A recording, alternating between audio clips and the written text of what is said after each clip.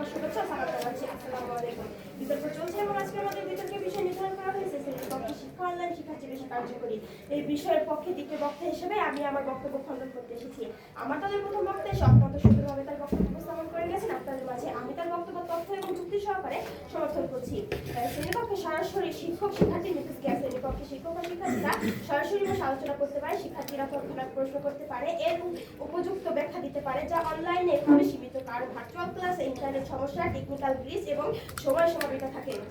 গবেষণায় দেখা গেছে শিক্ষার্থীরা শ্রেণীকক্ষে সরাসরি শিক্ষকের সঙ্গে বেশি যুক্ত হতে পারে এবং দ্রুত সমস্যার সমাধান করতে পারে। মানসিক ও শারীরিক স্বাস্থ্যের ক্ষতি। মাননীয় সভাপতি অনলাইন ক্লাসের ক্ষেত্রে দীর্ঘ সময় স্ক্রিনের সামনে বসে থাকা শিক্ষার্থীদের মধ্যে চোখের সমস্যা, একাকিত্ব ও হতাশা দেখা দেয়। এতে তাদের স্বাস্থ্যের ক্ষতি হয়, কিন্তু শ্রেণীকক্ষে শারীরিক গতিবিধি বেশি হয় এবং এক্ষেত্রে স্বাস্থ্যের কোনো ক্ষতি হয় না। বিশ্ব স্বাস্থ্য সংস্থার এক গবেষণায় বলা হয়েছে অনলাইন ক্লাসে দীর্ঘ সময় কাটালে শিক্ষার্থীদের একাকিত্ব ও বিষণ্ণতা বাড়তে পারে, যা মানসিক স্বাস্থ্যের জন্য ক্ষতিকর। মাননীয় সভাপতি পড়াশোনার ক্ষেত্রে শারীরিক ও মানসিক সুস্থতা গুরুত্বপূর্ণ। তাহলে যদি একজন শিক্ষার্থী শারীরিক ও মানসিকভাবে সুস্থ না থাকে তাহলে সে কিভাবে পড়াশোনা করবে? প্রশ্ন রইল।